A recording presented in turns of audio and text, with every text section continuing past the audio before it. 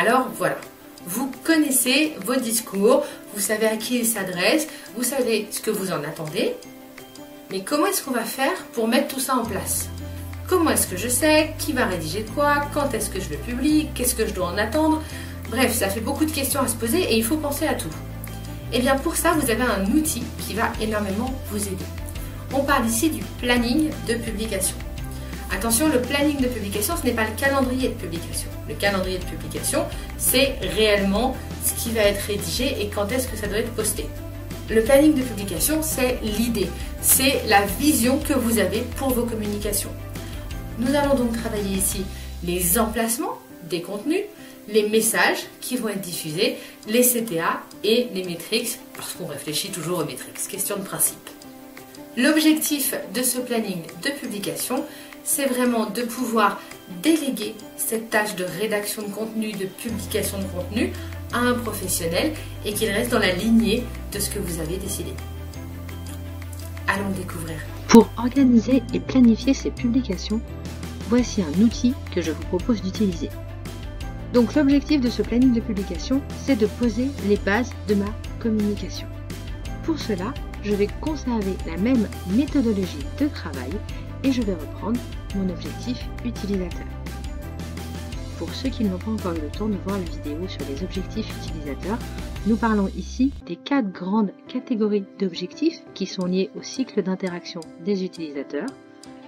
Je parle donc de faire connaître, faire aimer, faire agir et faire parler de ma marque. Ce sont 4 grandes catégories d'objectifs sur lesquels je vais travailler. Les objectifs posés, je vais y associer des objectifs de conversion. Autrement dit, des choses très concrètes que je veux mettre en place. Ces objectifs de conversion seront mis en place différemment en fonction du persona auquel je m'adresse.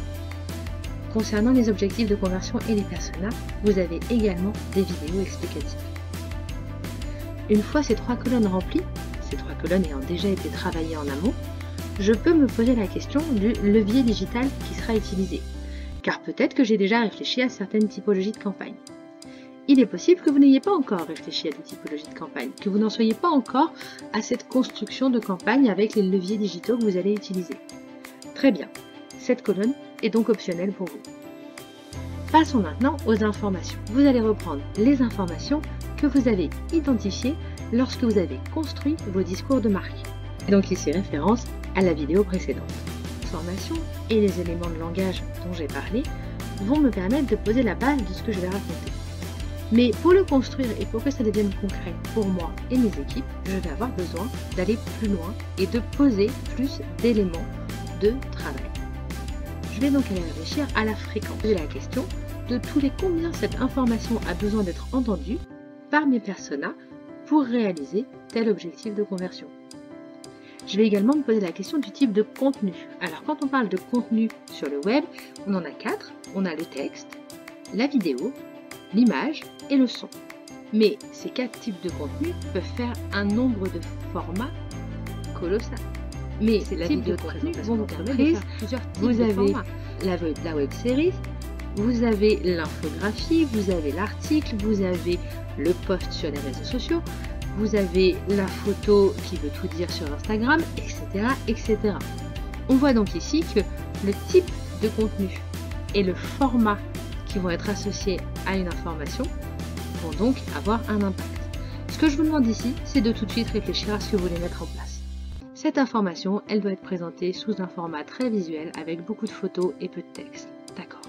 Ça donnera des informations aux personnes qui vont créer vos publications ou bien à vous-même quand vous allez devoir la créer. Mieux vous remettre dans le contexte de ce à quoi vous avez pensé lorsque vous avez rédigé ce planning de publication. Et enfin, je vais vous demander de travailler au relais de communication, c'est-à-dire qui va pouvoir parler de mon message, qui va pouvoir être intéressé par ce que j'ai à dire et comment est-ce que je vais pouvoir le solliciter derrière. Ça va me permettre de mieux réfléchir tout ce que je viens de poser comme information au regard d'un tiers. C'est-à-dire c'est parce que moi je pense être le mieux, c'est est-ce que ce que je suis en train de construire correspond et à mes personas et à mes influenceurs. Ce planning de publication, on peut rajouter des colonnes. Je vous ai proposé la version la plus simple, Voici la version plus complexe. Dans la version plus complexe, vous allez pouvoir rajouter des informations comme l'auteur de la publication, le créateur du contenu, le responsable de publication et le statut de la publication. Vous voyez bien qu'en fait là on commence à travailler sur des équipes plus grosses où il va y avoir quelqu'un qui va l'écrire, quelqu'un qui va peut-être faire les visuels, quelqu'un qui va être en charge de publier, et pour que tout le monde soit informé, on va mettre en place le concept de statut en cours de réalisation, en cours de publication, publié, etc. etc. Également associer les informations à une campagne à laquelle j'ai déjà réfléchi. Et on en revient donc ici à la notion de levier digital dont je vous avais parlé et que je vous avais dit de me laisser de côté. Vous voyez donc que vous pouvez rajouter autant d'informations qu'il est nécessaire pour vous. Le planning de publication a vraiment pour objectif de poser les bases de ce que vous allez mettre en place. En parallèle de la fréquence, on peut également imaginer à la fin de ce planning des cases avec les jours sur lesquels vous allez publier l'information. Si vous êtes plus visuel, c'est quelque chose qui vous parlera beaucoup plus. On travaille ici sur la notion de graphique de Gantt, ce qu'on appelle faire un Gantt, c'est-à-dire on va poser visuellement les moments où il va y avoir une action particulière. N'oubliez pas, le planning de publication n'a pas vocation à déjà mettre les sujets dont vous allez parler et à rédiger les contenus que vous allez publier. On travaillera tout cela dans le calendrier de publication. Un tableau plus ou moins similaire, mais où là, vous devrez avoir l'intégralité des contenus, des CTA, les réseaux sur lesquels vous allez publier, etc. etc. On pose ici, avec le planning de publication, une vision globale. Nous voilà donc avec un planning de publication clair, cohérent, qui montre où on va et ce que l'on veut faire.